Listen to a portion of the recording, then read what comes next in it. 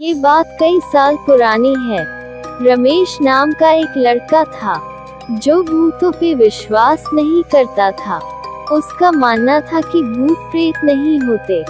मगर एक हादसे के बाद उसकी यह सोच पूरी तरीके से बदल गई। रमेश गर्मी की छुट्टियां मनाने के लिए अपने गांव गया हुआ था।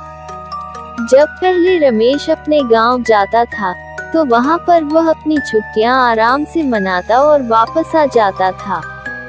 मगर इस बार जब अपने गांव छुट्टियां मनाने के लिए गया तो वहां जाकर पता चला कि इस गांव में सरकटा हुआ एक भूत घूमता रहता है।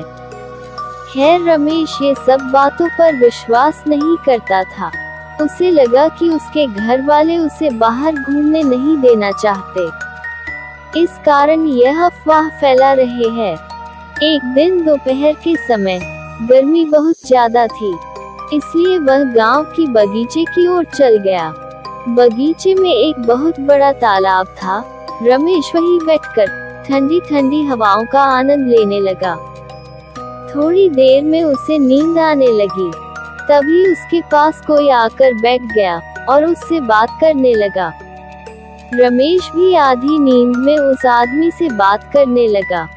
बातों ही बातों में उस आदमी ने रमेश का सारा अतीत उसे बता दिया। अपना अतीत किसी गांव के आदमी से सुन के रमेश की थोड़ी सी नींद खुली और उसने सामने बैठे आदमी की ओर देखा तो रमेश के होश उड़ गए, क्योंकि उस आदमी का सर था ही नहीं। एक ही झटके में उसकी नींद उड़ गई और उसकी आंखें खुल गई। तब तक वह आदमी भी वहां से गायब हो गया था। रमेश सीधा भागकर अपने घर आया और शाम को रमेश की तबीयत भी खराब हो गई। रमेश बहुत बीमार पड़ गया। जब रमेश के घर वालों ने उससे पूछा क्या हुआ है, तो रमेश ने सारा किस्सा घर वालों की बता दिया। उसके घर वाले पास के ही गांव से एक तांत्रिक को बुलाया।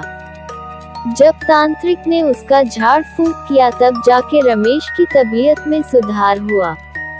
उस घटना को सोचकर वह आज भी डर जाता है।